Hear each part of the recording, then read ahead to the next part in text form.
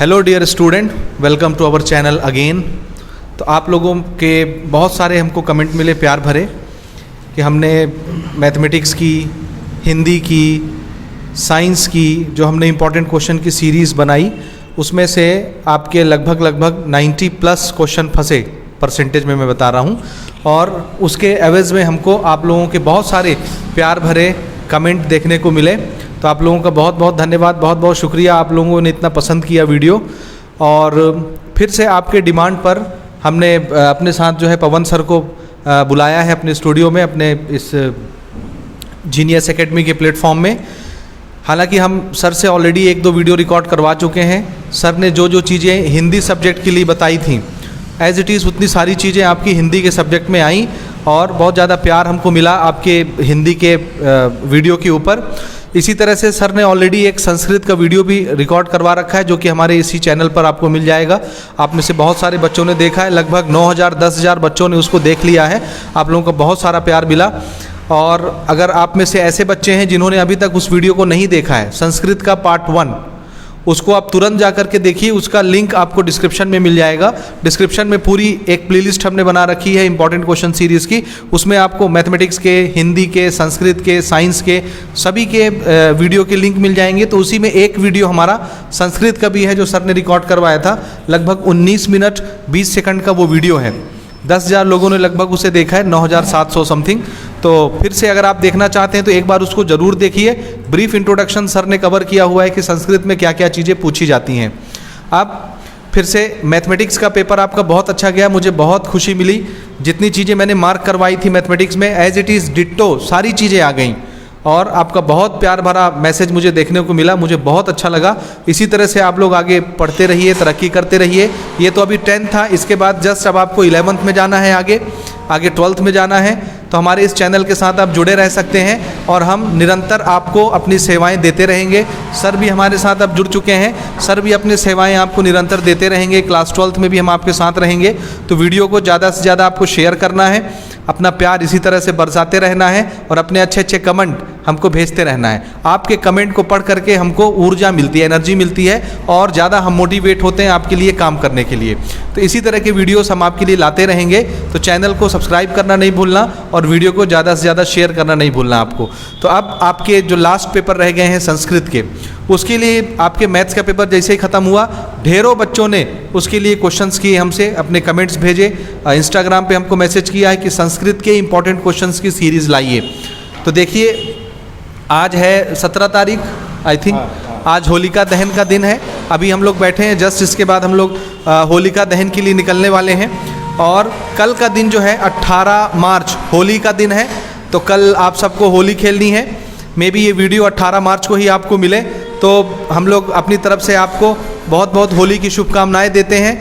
अच्छे से होली खेलिए, सेफ होली खेलिए और खुश रहिए और साथ में अपनी परीक्षाओं की तैयारी भी करते रहिए।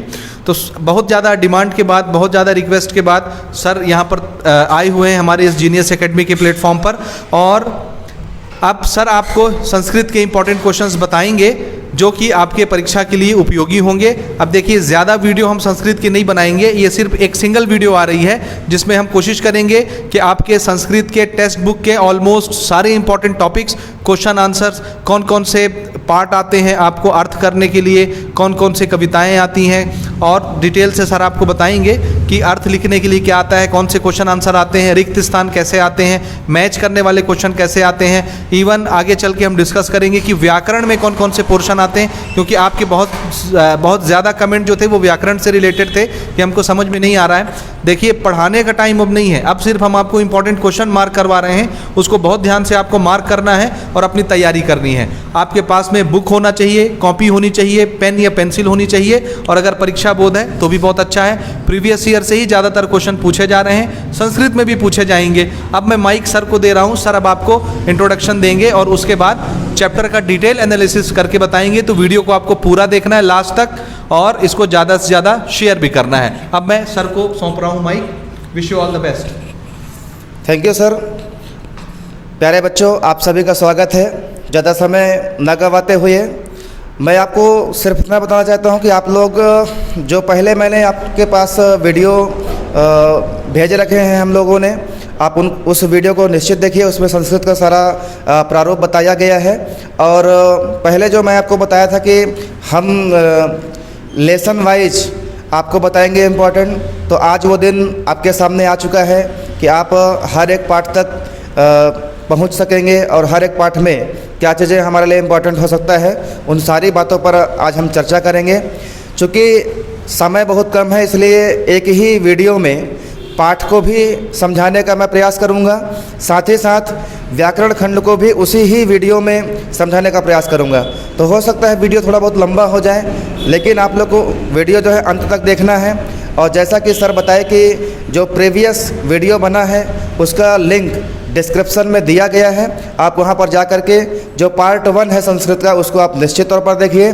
और आज के वीडियो में हम एक एक पाठ तक जाएंगे, चीज़ों तक पहुंचेंगे। सबसे बड़ी बात मैं आपको बता दूं कि हिंदी का जो मैं वीडियो बनाया था और उसमें जो कुछ भी हमने टिक लगवाए थे, बहुत सारी चीज़ें उसमें से फंसी हैं और बहुत अच्छा आप लोगों का पेपर गया। आप सभी बच्चों ने बहुत अच्छा आशीर्वाद भी दिया हम लोगों को। क्वेश्चन हिंदी में फंसे थे सर, जो भी आपने ठीक है, मार्क करवाया था, तो मुझे भी बहुत अच्छा लगा कि चलिए एक मेरा प्रयास था और वो बहुत हद तक हम सफल हुए। अब कोई परमात्मा या अंतर्यामी तो होता नहीं है कि 100% चीज़ों को बता सके, लेकिन जो कुछ भी हम बता रहे हैं अगर उसमें से 90% या 90+ के चीज़ें आ रही हैं तो बहुत अच्छी बात है हमारे लिए भी और आप सबके लिए भी। ज़्यादा समय न गंवाते हुए हम अपने पुस्तक की ओर प्रवेश करते हैं। मैं आशा करता हूं कि आप लोग अपने साथ में पुस्तक, पेन या पेंसिल रख लीजिए, ताकि मैं जैसे जैसे टिक करता जाऊंगा आप लोग को भी टिक करते जाना है। और उचित विकल्प का चयन, रिक्त स्थान की पूर्ति, सही जोड़ी, ये 3 चीज़ें आपको परीक्षा बोर्ड से ही अध्ययन करनी होगी, क्योंकि आपके पुस्तक में रिक्त स्थान तो दिया हुआ है लेकिन उचित विकल्प का प्रश्न पुस्तक में नहीं दिया हुआ है और सही जोड़ी का भी जो प्रश्न है वो पुस्तक में अलग से नहीं दिया गया है। तो इन दोनों प्रश्नों के लिए आपको परीक्षा बोर्ड का अध्ययन करना होगा। बाकी जो भी चीज़ें परीक्षा बोर्ड से अध्ययन करना है, हम जैसे जैसे चीज़ें हमारे सामने आते जाएंगे, जैसे जैसे विषय हमारे पास आते जाएंगे, हम उस चीज़ को आप तक पहुँचाएँगे। वीडियो को अंत तक ज़रूर देखिएगा, ज़्यादा से ज़्यादा लाइक करिए, सब्सक्राइब कीजिए और कमेंट ज़रूर करिए, क्योंकि आपके कमेंट के बदौलत ही हम लोग अच्छे से चीज़ों को कवर कर पाते हैं। तो बहुत धन्यवाद। आइए हम लोग आते हैं अपने पुस्तक की ओर। अच्छा, एक चीज़ मैं और कहना चाहता हूँ, ये हमारी संस्कृत पर लास्ट वीडियो है और फाइनल वीडियो है, इसमें आपको सारी चीज़ें मिल जाएंगी। इसके बाद अब संस्कृत की कोई वीडियो नहीं आनी। आज 18 तारीख हो गई, इसके बाद 19 और 20 ये 2 दिन की और छुट्टी है। डायरेक्ट मंडे यानी 21 को आपका संस्कृत का पेपर होगा। संस्कृत के पेपर के बाद जैसे ही आप पेपर दे के निकलेंगे, हमारे चैनल पर एक पोल आएगा वोटिंग के लिए कि आपका संस्कृत का पेपर कैसा गया। जैसे पिछली पेपर के लिए हमने वोटिंग करवाई थी, तो उसमें भी आपको ज़्यादा से ज़्यादा वोट करके बताना है कि आपका पेपर कैसा गया। उसके बाद फिर हम लाइव मिलेंगे। कोशिश करेंगे कि पेपर से एक दिन पहले अगर हो सके तो अपन लाइव आएँ, अगर सर यहाँ मौजूद रहते हैं तो, क्योंकि सर का बाहर का ट्रिप बना हुआ है। सर अभी अपने ट्रिप में निकल जाएंगे और मुश्किल है कि हम 21 से पहले मिल पाएँ। तो देखते हैं कि कोशिश करेंगे, अगर आ जाते हैं सर यहाँ रहते हैं तो फिर हम लोग 21 से पहले यानी 20 को एक लाइव सेशन रखेंगे, जिसमें आप शाम को जुड़ करके हमारे साथ अपने डाउट क्वेश्चन पूछ सकते हैं। लेकिन अगर लाइव नहीं हो पाया तो 21 का जो डे होगा आपके पेपर का, पेपर दे करके जब आप आएंगे तो आप वोट करके ज़रूर बताइए कि आपका पेपर कैसा गया। उसके बाद आपकी 10th की जर्नी ख़त्म हो जाएगी और फिर हम 11th की तरफ आगे प्रोसीड होंगे, बढ़ेंगे और 11th की तैयारी हम आपको ज़ोरों शोर से करवाएंगे। तो वीडियो देखने के लिए बहुत बहुत धन्यवाद। इसके बाद अब सर को मैं हैंड ओवर करता हूँ, वो आपको बुक से चैप्टर वाइज बताएंगे कि क्या क्या आपको पढ़ना है। आप अपने पास एक पेन, पेंसिल, टेक्स्ट बुक यानी पुस्तक और कॉपी ज़रूर लेके बैठिए। अब आप आगे नोट कीजिए सर जो जो मार्क करवाते हैं। ओके, तो चलिए प्यारे बच्चों, अब आप लोग तैयार हो जाइए पुस्तक की ओर और पेन पेंसिल लेकर के आप पुस्तक में प्रवेश करें। तो आइए हम लोग संस्कृत के पाठ्य पुस्तक की ओर प्रवेश करते हैं। सबसे पहले तो हम ये जान लेते हैं कि हमारे पास कौन कौन से ऐसे लेसन हैं जो आने वाले हैं। तो वार्तालाप का लेसन हमारे सिलेबस में है, विलासा का लेसन है, यक्ष युधिष्ठिर संवाद वाला लेसन है। इसके बाद सुभाषितानि, स्वामी आत्मानंदः, परिवारः लघु एवरम, विचित्रः साक्षी और यात्रा मंगलम प्रति, ये हमारे सिलेबस में है। तो हम डायरेक्ट अपने पाठ पर आते हैं। प्रथम पाठ है हमारा वार्तालाप खंड आ का है ये। इसमें से पैराग्राफ का अनुवाद करने के लिए बहुत कम आता है या ये कहीं आता ही नहीं है, फिर भी ये जो पहला पैराग्राफ है मित्रस्य परिचय, ये हमारे लिए इम्पोर्टेंट हो सकता है। इसको आप लोग थोड़ा सा देख लेंगे, ठीक है। इसके बाद नंबर 5 में जो पर्यावरणस्य रक्षणम, ये पैराग्राफ आपके लिए इम्पोर्टेंट हो सकता है, इसका भी आप लोग अनुवाद देख लेंगे। नंबर 10 में संस्कृत व्याकरण विषय वार्तालाप नाम का ये पैराग्राफ है, इसको आप लोग देख लेंगे, ठीक है। अब हम आते हैं अभ्यास प्रश्नोत्तर में। सबसे पहले हम देखते हैं जो पुराने वर्षों में जो प्रश्न आ चुके हैं हमारे। तो यहाँ पर हम देखते हैं कि जो हमारा पहला प्रश्न है बेभुवः कम प्रपातम द्रष्टुमिच्छति, ये 2019 में आ चुका है। इसका जो नंबर घा का प्रश्न है वो 2018 के तीनों सेट में आ चुका है। अंगा नंबर जो 5वां प्रश्न है ये 2019 के तीनों सेट में आ चुका है। और अब जो हमारे पास 2 प्रश्न बचते हैं वो हमारे लिए इम्पॉर्टेंट हो सकते हैं। तो कुल मिलाकर के इस पहले लेसन का ये 5 प्रश्न हमारे लिए इम्पॉर्टेंट हो सकता है। इसका 2 नंबर 3 नंबर कुछ भी आपको याद नहीं करना है। चौथा है रिक्त स्थानानि पूरित, वस्तुतः ये उचित मेल है। क्या है ये? उचित मेल है, ठीक है। तो इसको आप लोग रिवीजन कर लेंगे। क्वेश्चन नंबर 5 है रिक्त स्थान की पूर्ति करना, इसको आप लोग देख लीजिए, इम्पॉर्टेंट है। संस्कृत भाषा में अनुवाद कीजिए, ये इम्पॉर्टेंट है। और क्वेश्चन नंबर 7 प्रकृति प्रत्ययम पृथक कुरुत, ये इम्पॉर्टेंट है, ठीक है। तो ये जो भी इम्पॉर्टेंट है ये इसको आप लोग देख लेंगे। बाकी चीज़ें बिल्कुल भी याद करने के लिए पढ़ने के लिए नहीं है, ठीक है। अब हम अपने अगले लेसन में आते हैं। हमारा अगला लेसन है विलासा, चतुर्था पाठ विलासा। इसमें जो पहला पैराग्राफ है आपका रतनपुरस्य जनपद अंतर्गत है, यहाँ से लेकर के मत्स्य आकैटम करोते इसमें, यहाँ तक का 2019 के सेट बी में आ चुका है। इसके बाद अगला पैराग्राफ विलासा शैशव काले से लेकर के प्रदत्तम तक, ये 2017 में आ चुका है, 2020 में आ चुका है, ठीक है। आपका ये 4th पैराग्राफ है कालांतरे विलासायाः विवाहः, ये आक्रमणम कृतवान, यहाँ तक 2017 में आ चुका है। अगला पैराग्राफ विलासा स्वप्रयत्नेन ग्रामस्य विकासः कृतवती अस्ति तक, ये 2017 में आ चुका है। अंतिम पैराग्राफ है विलासा स्वकार्येण आदर्शभूता अस्ति, 2017 2019 दोनों वर्ष में आ चुके हैं। तो कुल मिलाकर के जो लेसन है ये हमारे लिए पूरा का पूरा ही इम्पोर्टेंट है और इस पूरे लेसन का ही अर्थ हम सबको याद करना होगा। इसमें हम अभ्यास में आते हैं। पेज नंबर 24 है आपका। पुराने जो आ चुके हैं प्रश्न, तीसरा है विलासायाः विवाह केन सह अभवत्, 2018 के तीनों सेट में आ चुका है, 2020 के तीनों सेट में आ चुका है। इसके बाद ये अंगा नंबर का प्रश्न है मत्स्य पालन क्षेत्र का पुरस्कार अदिति, 2019 के तीनों सेट में आ चुका है, 2017 के तीनों सेट में आ चुका है। अब इसके अलावा हमारे पास ये जो आपका क्वेश्चन नंबर 4 है ये इम्पॉर्टेंट हो सकता है, राजा विलासाम कस्मिन् पदे अनियोजित, ठीक है। इसके साथ साथ जो आपका प्रश्न क्रमांक 2 है निर्देशानुसार उत्तराणी लिखत, इसको पढ़ लेंगे। और इसमें जो आपका क्वेश्चन नंबर आ है रिक्त स्थानानि पूर्यत, ये दोनों बहुत इंपॉर्टेंट है।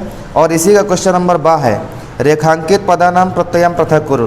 अब इसमें शब्द नहीं दिया हुआ है, रेखांकित पद बता रहा है, मतलब यहाँ पर ये जो पैराग्राफ है यहाँ पर जो भी रेखांकित चीज़ें, जैसे यहाँ पर है कृतवती के नीचे रेखा है, वर्धमानुपति रेखा है, कुरवती के नीचे रेखा है, प्रातवती के नीचे रेखा है, इसमें हमको ढूंढना है कि कौन सा प्रत्यय है, ठीक है। ऐसे प्रश्न हमारे पास आ सकते हैं। बाकी चीज़ों को बिल्कुल भी ध्यान देने की आवश्यकता नहीं है। अब हमारा जो अगला लेसन है पंचमः पाठः यक्ष युधिष्ठिर संवादः, इसमें हम देखते हैं कि हमारे लिए कौन सा श्लोक इम्पॉर्टेंट हो सकता है। तो सबसे पहले आपका ये जो श्लोक क्रमांक 4 है ये 2017 के सेट ए में आ चुका है। श्लोक क्रमांक 8 है 2017 के सेट सी में, 2020 के सेट सी में आ चुका है। श्लोक क्रमांक 10 है जो 2017 के सेट बी में आया है, ठीक है। अब ये श्लोक क्रमांक 4, श्लोक क्रमांक 8, श्लोक क्रमांक 10 के अलावा 2 ऐसे श्लोक हैं जो हमारे लिए और भी इम्पॉर्टेंट हो सकते हैं। वो है श्लोक क्रमांक 6, ठीक है, और श्लोक क्रमांक 2। इसके ठीक बाद अपन अभ्यास में आते हैं। अभ्यास में जो आपका प्रश्न क्रमांक 2 है खाद्य उच्च तरह का 2019 में आ चुका है, ग नंबर है 2018 में आ चुका है। और इसके अलावा 2 प्रश्न और भी इम्पोर्टेंट हमारे लिए, केन श्रोत्रियो भवति पहला नंबर, और तपः किम लक्षणम, ये अंतिम क्वेश्चन है ये। इसके बाद रिक्त स्थानानि पूरयत, ये हमारे लिए पूरा इम्पॉर्टेंट है, ठीक है, ये प्रश्न पढ़ लेंगे आप लोग। संस्कृत भाषा में अनुवाद कीजिए, इसमें एक ये जो 5वां नंबर है, अज्ञान से संसार आवृत है, ये बहुत ही ज़्यादा इम्पोर्टेंट हमारे लिए हो सकता है। इसके बाद क्वेश्चन नंबर 4, सुमेलनम कुरुत, ये मेल वाला कई वर्षों में आ चुका है, 2020 में आया है, 2019 में आया है, ठीक है। तो इस प्रकार से हम देख सकते हैं कि ये सुमेलनम कुरुत वाला क्वेश्चन हमारे लिए इम्पोर्टेंट हो सकता है।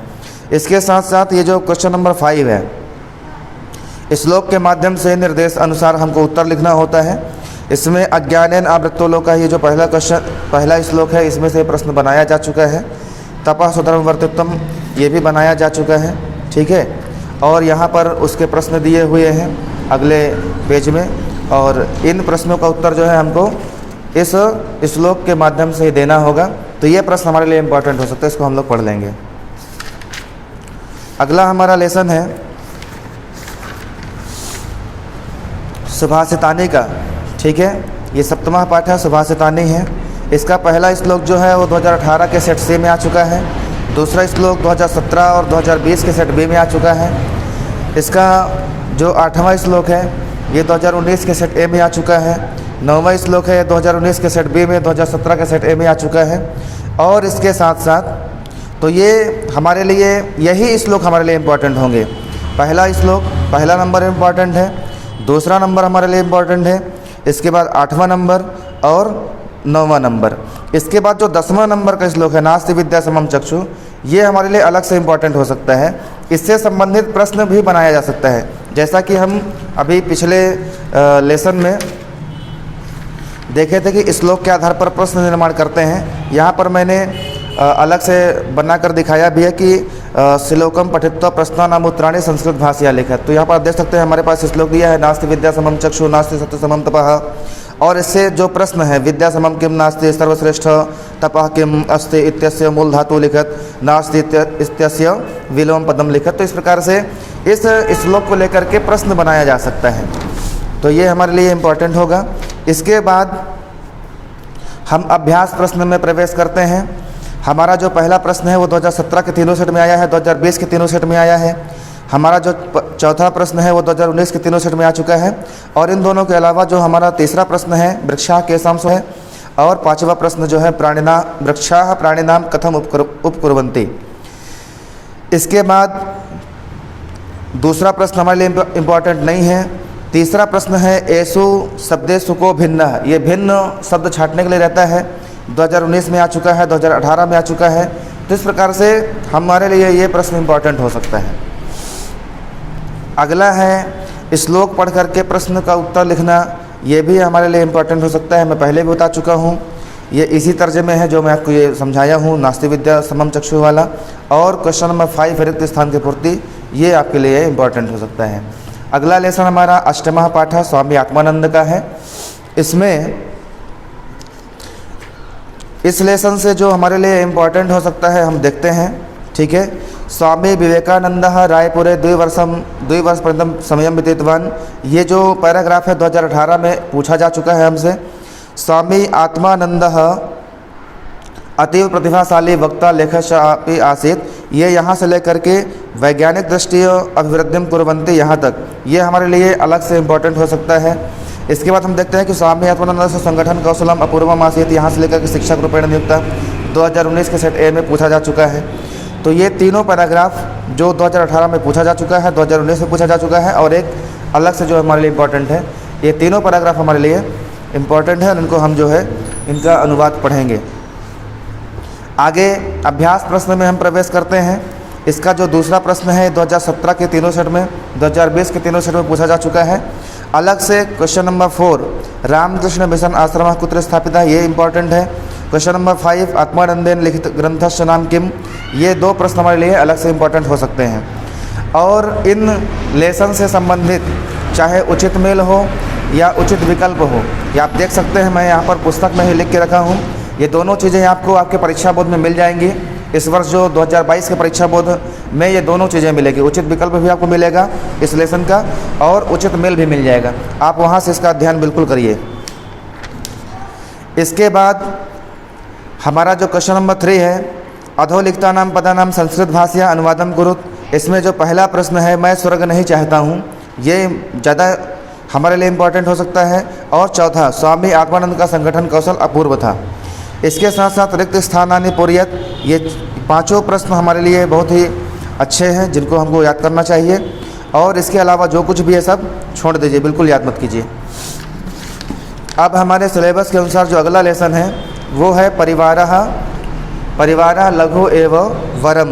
इसमें हम देखते हैं कि पेज नंबर 53 में ये जो कमला नामक जो बिटिया है वो जो संवाद करती है 2017 के सेट बी में पूछा जा चुका है। और ये हमारे लिए इम्पॉर्टेंट भी हो सकता है, इस वर्ष भी पूछा जा सकता है। इसके बाद पेज नंबर 54 में हम देखते हैं कि सीमा नाम की बिटिया जो संवाद करती है 2018 में पूछा जा चुका है। श्रुति जो कि अनिल की पत्नी का रोल में है, ये 2018 सेट बी में पूछा जा चुका है, 2020 के सेट बी में पूछा जा चुका है। और ये भी हमको पढ़ लेना चाहिए, ठीक है। आगे आते हैं इसके अभ्यास प्रश्न की ओर। अभ्यास प्रश्न में देखिए, इसका जो प्रश्न क्रमांक 2 है, किम परमम आसन्नम वर्तते, 2019 के तीनों सेट में पूछा जा चुका है। इसका जो प्रश्न क्रमांक 4 है, का सूचिकर्मणा प्रशिक्षणम प्राप्तुम वांछति, 2017 में पूछा जा चुका है। क्वेश्चन नंबर 5 है, 2017 के तीनों सेट में पूछा जा चुका है। क्वेश्चन नंबर 7 है जो 2018 के तीनों सेट में पूछा जा चुका है।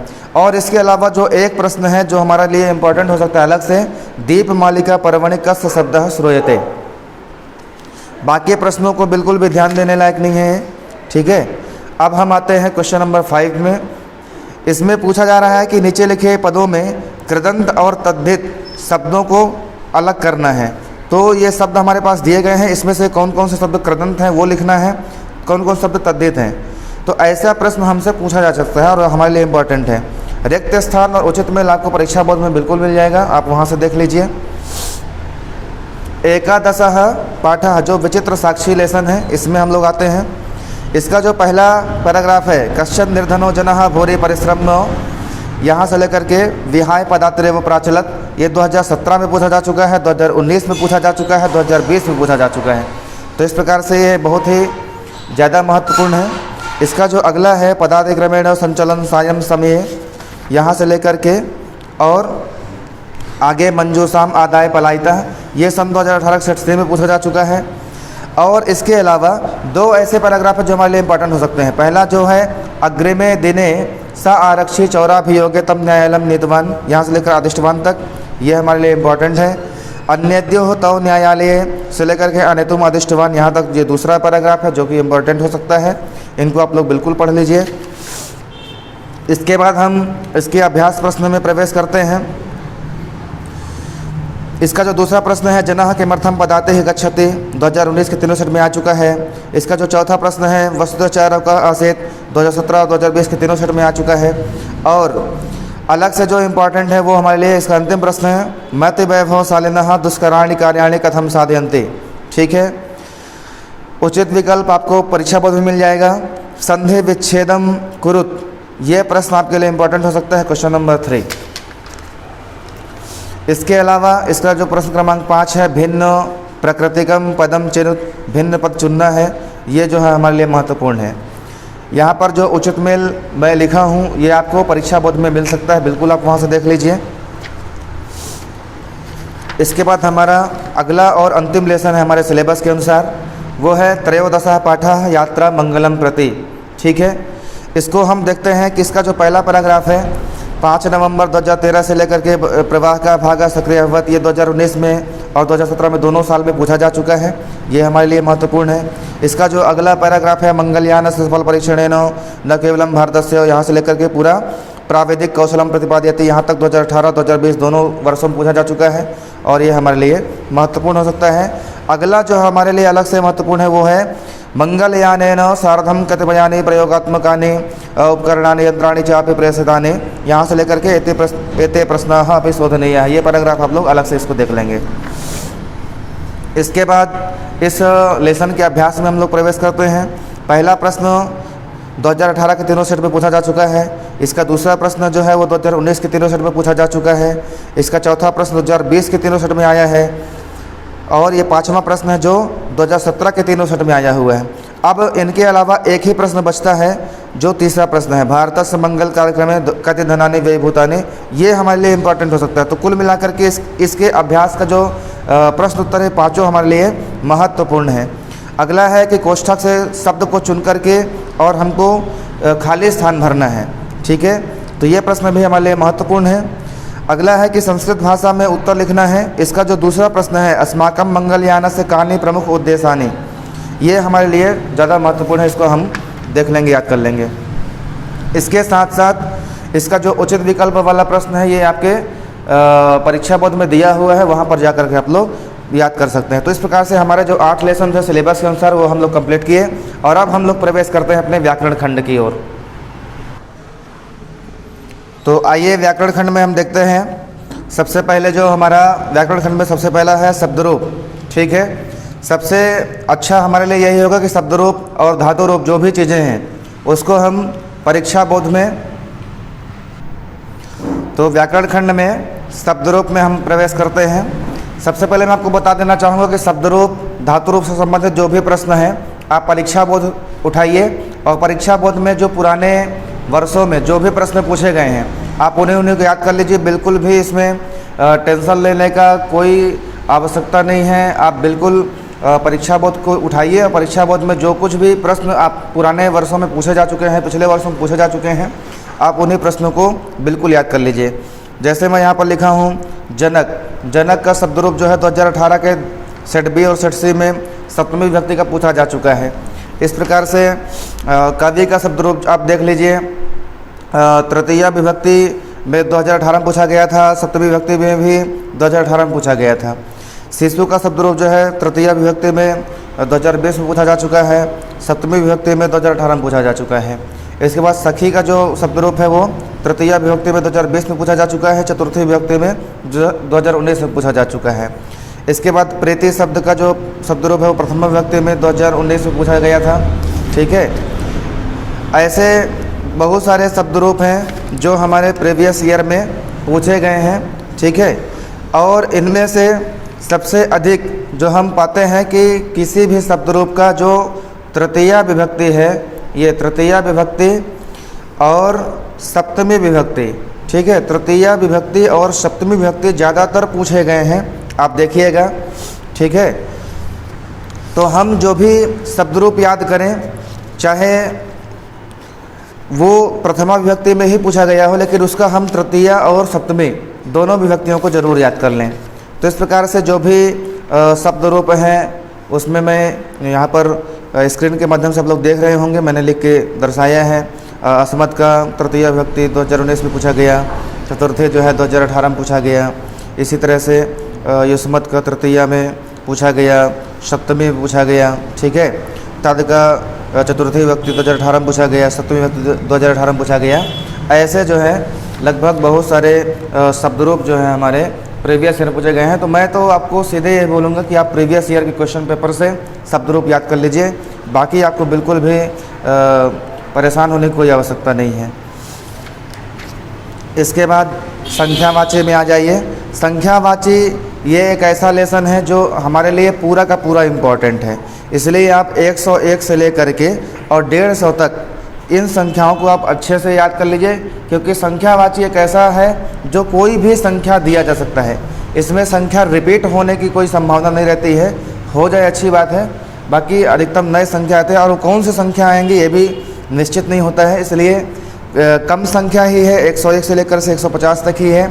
और विद्यालय में अगर पढ़ाया गया होगा, आपको ट्रिक समझाया गया होगा कैसे बनाना है, तो मुझे लगता है अगर आपको 100 का याद है तो और 150 का याद है तो आप पूरा 101 से लेकर के 150 तक का संख्या आप बिना देखे अपने से बना सकते हैं। इसको बनाने का ट्रिक बहुत अच्छा होता है, बहुत सरल होता है, समय का अभाव है।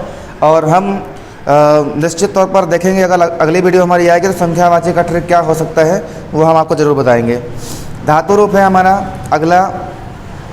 धातु रूप में भी हमको जो भी हमारे पास धातुएं हैं, ठीक है, बहुत सारे धातु रूप बनाए गए हैं। इसमें हम प्रीवियस ईयर के क्वेश्चन पेपर को उठाएं और प्रीवियस ईयर में जो कुछ भी हमसे पूछे जा चुके हैं हम उन चीज़ों का अध्ययन करें, ठीक है। उन्हीं चीज़ों का आपको अध्ययन करना है। निश्चित तौर पर जब आप उन चीज़ों का अध्ययन करेंगे तो आप आगे पीछे थोड़ा बहुत तो और भी देख ही लेंगे और थोड़ी बहुत तो आपको समझ में और भी आ जाएंगे। और शब्द रूप और धातु रूप में बिल्कुल भी परेशान होने की कोई आवश्यकता नहीं है आपको, ठीक है। प्रीवियस ईयर के क्वेश्चन पेपर से आप इन चीज़ों को याद कर लेंगे। अगला जो हमारे पास है वो संधि का चैप्टर है। तो संधि में देखिए एक ये है, यद्यपि जो 2019 में पूछा जा चुका था, हमको संधि का और कुछ याद नहीं करना है, संधि से मात्र जो उदाहरण होते हैं वो पूछे जाते हैं। जैसे व्यंजन संधि का उदाहरण है, विसर्ग संधि का उदाहरण दिया हुआ है इसमें, ठीक है। ये पूरे व्यंजन संधि के उदाहरण दिए हुए हैं। ऐसे उदाहरणों को हमको याद करना है। बाकी इसका जो क्या परिभाषा है और इसके क्या नियम हैं,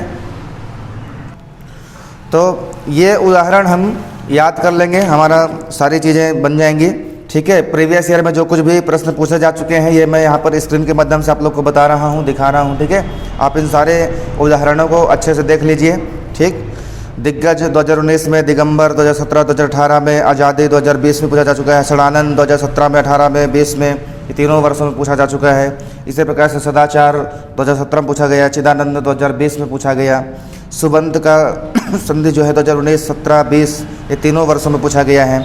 इसी प्रकार से वागीश 2020 में पूछा गया, सुबंत का 2020 में पूछा गया, ठीक है। विसर्ग संधि से रामोत्र का 2019 में पूछा गया है, को अवदत्त का 2018 के 60 में पूछा गया। तो ऐसे इन चीज़ों को जो प्रीवियस ईयर में पूछे जा चुके हैं इनको याद करना है और थोड़ा बहुत इनके आगे पीछे के 1-2 शब्द याद कर लेने हैं। इसमें बिल्कुल भी बहुत ज़्यादा परेशान होने की कोई आवश्यकता नहीं है, ये बहुत सरल चीज़ें हैं और बहुत अच्छे से बन जाते हैं, ठीक है। इसलिए बहुत कम समय में बहुत अच्छे से अगर याद करना है तो इसके सिर्फ उदाहरणों को आप देख लीजिए, सारी चीज़ें आपके क्लियर हो जाएंगी, ठीक है। इसके साथ साथ ये संधि का ही लेसन चल रहा है और अब हम अगला जो हमारा लेसन है वो समास का लेसन है। तो समास में भी हमको समास की परिभाषाएं नहीं पूछी जाएंगी, ठीक है। हमको मात्र समास का जो उदाहरण है ये हमसे पूछे जाते हैं समास विग्रह करने के लिए। जैसे उपनगरम 2017 में पूछा गया, निर्जलम जो है तो 2018 में पूछा गया, ठीक है। और इसमें अगर आप ये सोचते होंगे कि कोई एक समास है जो इम्पॉर्टेंट है, कोई एक संधि है जो इम्पॉर्टेंट है, तो ऐसा बिल्कुल नहीं है। समास के 6 प्रकार हैं और ये 6 इम्पॉर्टेंट हैं। संधि के 3 प्रकार हैं और तीनों इम्पॉर्टेंट हैं, तीनों महत्वपूर्ण हैं। तो ये सारे जो उदाहरण हैं इन उदाहरणों को हमको देखना है, याद करना है एक सरसरी नज़र से, ठीक है। माइंड में बैठा लेना है चीज़ों को और निश्चित ही बाकी कुछ तो बहुत सारा आप लोग पढ़े ही होंगे, अपने कक्षाओं में आपके गुरुजी लोग पढ़ाए होंगे, ठीक है। अब हम आते हैं, हमारा जो अगला है वो है प्रत्यय का। प्रत्यय से संबंधित 3-4 प्रकार के प्रश्न पूछे जाते हैं। अधिकतम जो प्रश्न पूछा जाता है वो प्रत्यय अलग करने वाला होता है, जिसमें हमारे सामने शब्द दिया होता है उसमें से हमको प्रत्यय अलग करना होता है, प्रत्यय पहचानना होता है, ठीक है। तो प्रत्यय से संबंधित जो हमसे प्रश्न किया गया है, ठीक है, प्रीवियस ईयर में, ये हम देख सकते हैं। तुमुन प्रत्यय का एक शब्द है द्रष्टुम, जो 2019 में हमसे पूछा गया था। इस तरह से जो त्वा प्रत्यय है ये तद्धित, आपको बता दूं मैं इस वर्ष के कोर्स में कृदंत प्रत्यय तो है ही नहीं, सिर्फ तद्धित प्रत्यय ही है हमारे कोर्स में, ठीक है। तो कृदंत प्रत्यय में आपको बिल्कुल नहीं जाना है। तद्धित प्रत्यय जो आपके हैं जैसे त्वा प्रत्यय है, इसके बाद आपका तल प्रत्यय है, ठक प्रत्यय है, ठीक है। और तो इन्हीं प्रत्ययों को आपको ध्यान से देखना है, ध्यान से पढ़ना है। तद्धित प्रत्यय में विशेष ध्यान दीजिए, आपके परीक्षा बोर्ड में बहुत अच्छे से समझाया गया है इन चीज़ों को, तो आप वहाँ से इनको बहुत अच्छे से देख सकते हैं। और अधिक से अधिक आपको उदाहरण में प्रवेश करना है। ये स्क्रीन के माध्यम से आप सब देख पा रहे होंगे, मैंने प्रीवियस ईयर में जो भी प्रश्न पूछे गए हैं उनको यहाँ पर लिख के दर्शाने का प्रयास किया हूँ, ठीक है। स्त्री प्रत्यय भी पूछा जाता है। स्त्री प्रत्यय में हमको मालूम है 2 प्रत्यय होते हैं, एक होता है गिप और दूसरा होता है टाप प्रत्यय, ठीक है। तो स्त्री प्रत्यय से भी प्रश्न बनते हैं, जैसे देवी, देवी में कौन सा प्रत्यय है, क्या क्या ये देवी शब्द में शब्द क्या है, देव शब्द है, प्रत्यय में गिप प्रत्यय है, ऐसे हमको बताना होता है। इसी प्रकार से कुमारी, कुमार शब्द में गिप प्रत्यय लगाएंगे तो कुमारी शब्द बन जाएगा, ठीक है। अब हम आगे आते हैं, हमारा जो प्रकरण है वो अव्यय प्रकरण है। अव्यय में प्रवेश करते हैं। अव्यय से संबंधित प्रश्न बनता है। अव्यय का प्रयोग करके हमको वाक्य भी बनाना होता है। कई बार हमारे पास जो वाक्य दिया होता है उसमें से अव्यय शब्द को अलग करना होता है। तो दो प्रकार के हमसे प्रश्न किए जाते हैं। एक प्रश्न तो आ जाएगा कि निम्नलिखित अव्ययों का प्रयोग करके वाक्य बनाइए, और दूसरा प्रश्न आ जाएगा कि निम्नलिखित वाक्य में से अव्यय शब्दों को पहचानिए। तो दोनों स्थिति में दो प्रकार के हमसे प्रश्न पूछे जाते हैं। ठीक है, इसमें से जो हमारे लिए इम्पोर्टेंट हैं वो है अत्र, यदा, ये हमारे प्रीवियस ईयर में पूछे जा चुके हैं। सर्वदा, ये 5वां नंबर का है जो 2017 में पूछा जा चुका है। इसी प्रकार से 9वां नंबर है 2019 में पूछा गया है। 10वां नंबर 2018 में पूछा गया है। आपका 11वां नंबर है जो 2017 में पूछा गया है। इसी के साथ साथ जो आपका जो 15वां नंबर है ये 2017 में पूछा गया है। ऐसे 23वां नंबर है जो 2017 में पूछा जा चुका है। 25वां नंबर 2017 में पूछा गया है। तो इस प्रकार से अव्यय से संबंधित दो तरह के प्रश्न बनते हैं जो हमसे पूछे जाते हैं। ऐसे जो प्रीवियस ईयर में जो चीज़ें पूछे गई हैं आप उन चीज़ों को याद कर लीजिए। बाकी प्रीवियस ईयर में जो कुछ भी पूछा गया है आप उन चीज़ों को बढ़िया से याद कर लीजिए। आपके पास परीक्षा बोर्ड होगा इस वर्ष का 2022 का, उसमें सारी चीज़ें बहुत अच्छे से दी गई हैं, आप उसका बिल्कुल अध्ययन कीजिए। अब हमारा जो अगला प्रकरण है वो है कारक का। कारक में हमको बाकी चीज़ों को बिल्कुल याद करने की आवश्यकता नहीं है। कारक से संबंधित जो हमारे पास प्रश्न आते हैं वो एक खाली स्थान का प्रश्न बन जाता है जिसमें हमारे पास विभक्ति का प्रश्न दे दिया रहेगा। जैसे द्वितीय विभक्ति में देखते हैं वार्तिक, अवितः, परितः, समया, निक्सा। ठीक है, ऐसे दे दिया जाएगा कि हमारे पास ये शब्द दे दिए जाएंगे और बीच में डैश डैश डैश विभक्ति अस्ति। तो हमको बताना होगा कि ये जो शब्द हैं ये कौन सी विभक्ति में आती हैं। कई बार ये जो आपका चतुर्थी विभक्ति है, नमः, स्वस्ति, स्वाहा, स्वधा, अलम, वषण, योगाच, चतुर्थी, तो यहाँ पर जो चतुर्थी है इसको खाली स्थान के रूप में रख देगा और हमको बताना होगा कि ये जो शब्द हैं ये कौन से विभक्ति में आते हैं। तो इस प्रकार से एक प्रश्न जो है खाली स्थान के रूप में पूछा जा सकता है। एक दूसरा प्रश्न कारक से जो बनता है वो ये कि हमारे पास कोई भी एक प्रश्न दे देगा और हमको पूछा जाएगा कि इसमें कौन सा कारक है और कौन सी विभक्ति है। तो हमको पहचानना होगा। जैसे हमारे पास ये हा नास्तिकम ये प्रश्न आ गया, अब बोल दिया गया कि इसमें से आप कारक पहचानिए। तो हमको पहचानना होगा कि ये इस हा नास्तिकम में कौन सी विभक्ति है और ये विभक्ति किस कारक से बनती है। तो निश्चित तौर पर हम बता पाएंगे कि किस कारक के अंतर्गत ये आएगा। ठीक है, इन्हीं चीज़ों को हमको याद करना है। अनुवाद का अभ्यास जो है बहुत ज़्यादा टेंशन आपको बिल्कुल नहीं लेना है। अनुवाद से संबंधित जो प्रश्न होते हैं वो बोर्ड के द्वारा जो है अपने से प्रश्न बनाए जाते हैं, अपने से प्रश्न पूछे जाते हैं। ठीक है, कुछ प्रश्न हैं जो प्रीवियस ईयर में पूछे गए हैं जिनका जिक्र मैंने यहाँ पर किया भी है और आपके पास जो परीक्षा बोर्ड होगा उसमें बिल्कुल दिया होगा कौन कौन से ऐसे प्रश्न जो प्रीवियस ईयर में पूछे जा चुके हैं। अधिकतम जो अनुवाद के से संबंधित प्रश्न आते हैं वो अलग से आते हैं। ठीक है, अब हम आते हैं वाच्य प्रकरण में। हमारा ये बहुत ही इम्पोर्टेंट प्रकरण है, बहुत ही महत्वपूर्ण विषय है हमारे लिए और इसमें भी आपको बिल्कुल भी परेशान होने की कोई आवश्यकता नहीं है। वाच्य का एक प्रश्न आता है जिसमें पूछा जाता है कि वाच्य परिवर्तन कीजिए। ठीक है, तो हमको हमारे पास जो वाक्य दिया होता है हम पहले वाक्य को पढ़ते हैं और समझते हैं कि हमारा वह वाक्य कौन से वाच्य में है और उसको हम किस वाच्य में परिवर्तित कर सकते हैं। तो कक्षा में आप लोगों को बताया ही गया होगा कि कर्तृवाच्य, कर्मवाच्य और भाववाच्य 3 वाच्य होते हैं। कर्तृवाच्य को हम कर्मवाच्य में भी बदल सकते हैं और कर्तृवाच्य को हम भाववाच्य में बदल सकते हैं। कर्तृवाच्य को भाववाच्य में बदलने के लिए एक ही कंडीशन होता है कि उसमें कर्म नहीं होना चाहिए। जब उसमें कर्म नहीं होगा तो निश्चित तौर पर वो कर्मवाच्य में परिवर्तित नहीं किया जा सकेगा। तो कर्तृवाच्य को हम 2 वाच्यों में परिवर्तित कर लेते हैं, एक तो कर्म में परिवर्तित कर लेंगे, एक भाव में परिवर्तित कर लेंगे। अब कर्मवाच्य की बात करें, मान लीजिए हमारे पास जो वाक्य आया है वो कर्मवाच्य का है, तो कर्मवाच्य को हम सिर्फ और सिर्फ कहाँ परिवर्तित करेंगे? कर्तृवाच्य में।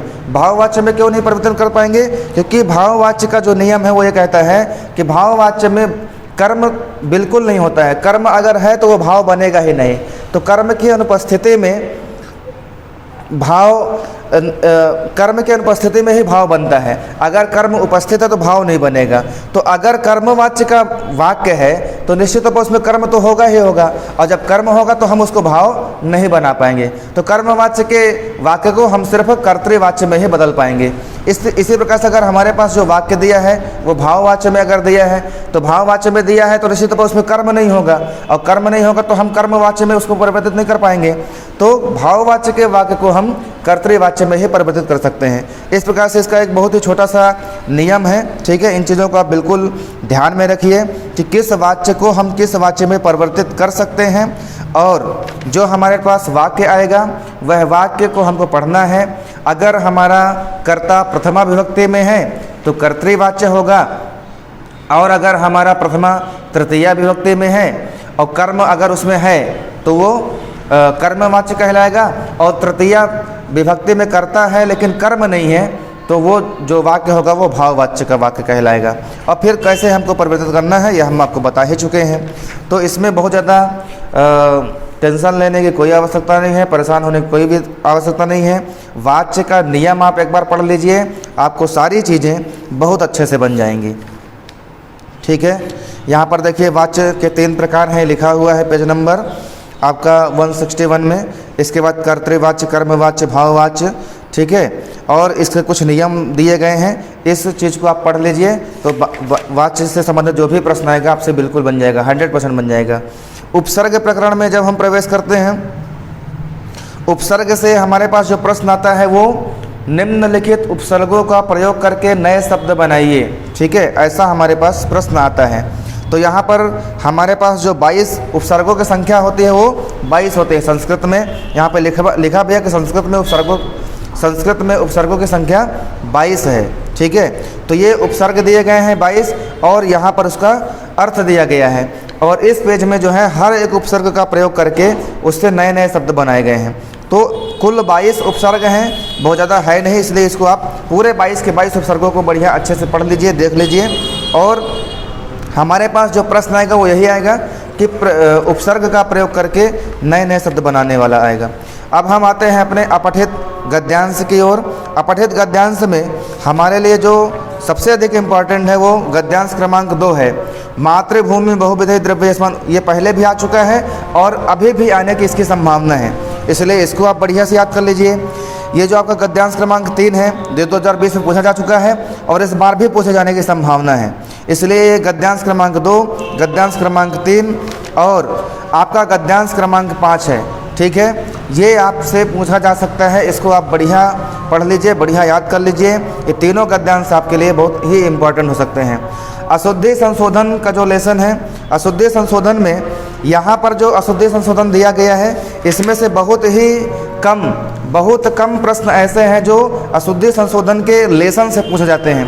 अधिकतम जो प्रश्न पूछे जाते हैं वो अपने से पूछा जाता है। जैसे यहाँ पर मैंने 3 प्रश्न लिखा है, आप देख सकते हैं, जो 2019 पूछा गया है, अग्निम स्वाहा सहधर्म वस्त्रम ददाति।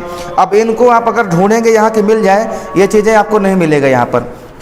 तो अशुद्धि संशोधन का जो प्रश्न आता है वो अधिकतम अपने से, बोर्ड द्वारा जो है अपने से दे दिया जाता है। कोई ना कोई शब्द उसमें गलत रहेगा, विभक्ति कहीं पे गलत कर देगा, कहीं पर लिंग संबंधी अशुद्धि कर देगा, कहीं विशेषण संबंधी अशुद्धि हो जाएगा, कहीं पर धातु परस्मय पद में लिखना है और आत्मनेय पद में आ जाएगा। तो उन चीज़ों को समझ करके हमको तत्काल वहाँ पर उत्तर लिखना होता है। तो इसको, ये जो हमारे पास जो बुक में दिया गया है, इसको पढ़ने की बिल्कुल आवश्यकता नहीं है, बल्कि परीक्षा बोर्ड में जो चीज़ें दी गई हैं, प्रीवियस ईयर में जो चीज़ें पूछे गई हैं, आप उन चीज़ों को पढ़ लीजिए अशुद्धि संशोधन में, तो आपको बढ़िया समझ में आ जाएगा। इसके बाद हमारा जो अगला चैप्टर है वो है पत्र लेखन का। इसमें जो अस्वस्थता कारणार्थ पत्र है वो 2020 के तीनों सेट में पूछा जा चुका है और इम्पॉर्टेंट भी है, और मैं उम्मीद करता हूँ कि आप लोगों से ये बनता भी होगा। ग्राम गमनार्थन वाला जो पत्र है वो 2017 में पूछा गया है, 2018 में तीनों सेट में पूछा गया है, तो ये भी इम्पॉर्टेंट है, इसको आप लोग बिल्कुल याद कर लीजिए अच्छे से। स्थानांतरण के लिए द्वितीय प्रति अंक सूची के लिए जो प्रश्न बनता है वो इस तरह से नहीं बनेगा। ये जो स्थानांतरण प्रमाण पत्र है या द्वितीय अंक सूची है या शुल्क क्षमापन के लिए पत्र है, ये आपको कुछ इस प्रकार से प्रश्न बनेगा। जैसे आप देखिए यहाँ पर लिखा है, प्राचार्यम प्रति शुल्क क्षमापनार्थम लिखते अस्मिन् प्रार्थना पत्रे रिक्त स्थानानि मंजूषायां प्रदत्त पदानां सहायेन पूरयेत्। यहाँ पर आपको ये मंजूषा में कुछ चीज़ें दी हुई है, जो शब्द दिए गए हैं और इन्हीं शब्दों को उठा करके यहाँ जो खाली स्थान है यहाँ पर आपको भरना होगा। तो इस प्रकार से हमारे पास जो प्रश्न आता है बहुत ही सरल होता है और ऐसे ही प्रश्नों का उत्तर लिखने का आप लोग प्रयास करिएगा, क्योंकि इसमें हमको हमारे पास पूरा प्रश्न पत्र दिया होता है, हमको मात्र शब्दों को उठा करके खाली स्थान में भरना रहता है। ठीक है, तो इसको आप लोग बिल्कुल याद कर लीजिएगा। स्वविद्यालय का वर्णन करने के लिए जो पत्र है इसको आप लोग बढ़िया से याद कर लीजिएगा। 2019 में पूछा जा चुका है, 2017 में पूछा जा चुका है। और अभ्यास के जो प्रश्न है ये हमारे लिए ज़्यादा इम्पोर्टेंट है। इसके साथ साथ परीक्षा बोर्ड में जो पत्र दिए गए हैं प्रीवियस ईयर में, जो पत्र पूछे गए हैं वो प्रीवियस ईयर का परीक्षा बोर्ड में दिया हुआ है, उनको आप बहुत अच्छे से याद कर लीजिए, उन रिपीट होने की पूरी संभावना है। निबंध में हम आते हैं। निबंध में सदाचार का निबंध 2018 में पूछा गया था। सुभाष चंद्र का निबंध 2017 में, 2018 में, 2020 में, तीनों सेट में पूछा गया है। होलिकोत्सव का निबंध 2019 में पूछा गया है। बीटा का निबंध 17 में, 18 में, 20 में, तीनों सेट में पूछा गया। महाकवि कालिदास का निबंध 19, 20, 17, 18 लगातार ये महाकवि कालिदास का निबंध पूछा जा चुका है। मम प्रदेशा का निबंध 19 में पूछा गया, 17 में पूछा गया, 18 में पूछा गया, तीनों सेट में पूछा गया है। इसी तरह से ग्राम्य जीवन का निबंध 19 में पूछा गया। मम दिनचर्या का निबंध जो 2020 में पूछा गया। अब हमारे पास बहुत सारे निबंध हो जा रहे हैं याद करने के लिए, तो मैं आप लोगों को बता दूं, आप मात्र 3 निबंधों को बहुत अच्छे से याद कर लीजिए। एक तो आप सुभाष चंद्र बोस का निबंध याद कर लीजिए अच्छे से, एक आप बीटा का निबंध याद कर लीजिए अच्छे से, और एक महाकवि कालिदास का निबंध। ये 3 निबंध क्या है, इम्पॉर्टेंट निबंध है। माने इन तीनों में से कोई एक निबंध निश्चित है फंसेगा। और इसके अलावा चूंकि निबंध का प्रश्न ऐसा तो होता नहीं है कि उसमें एक ही निबंध दे दिया जाए और उसी का आपको निबंध लिखना है, 4 ऑप्शन रहता है। तो 4 में से ये जो 3 हैं, एक सुभाष चंद्र का, एक बीटा का और एक महाकवि कालिदास का, ये 3 में से कोई एक जरूर आएगा और बाकी जो है 3 ऑप्शनल रहेंगे, जो बाकी चीज़ें आ सकती हैं। तो 3 निबंध सुभाष चंद्र बोस का निबंध, बीटा का निबंध और महाकवि कालिदास का निबंध, ये इम्पॉर्टेंट है, इसको आप अच्छे से देख लीजिए। इस प्रकार से आप लोगों का ये व्याकरण खंड भी कंप्लीट हुआ। सो बहुत बहुत धन्यवाद वीडियो को अंतिम तक देखने के लिए, और वीडियो को ज़्यादा से ज़्यादा शेयर करें, लाइक करें, और आप लोग कमेंट भी कीजिए, प्रश्न पूछिए, ताकि हम और भी अच्छे तरीके से आपको आपकी बातों को समझा सकें। धन्यवाद।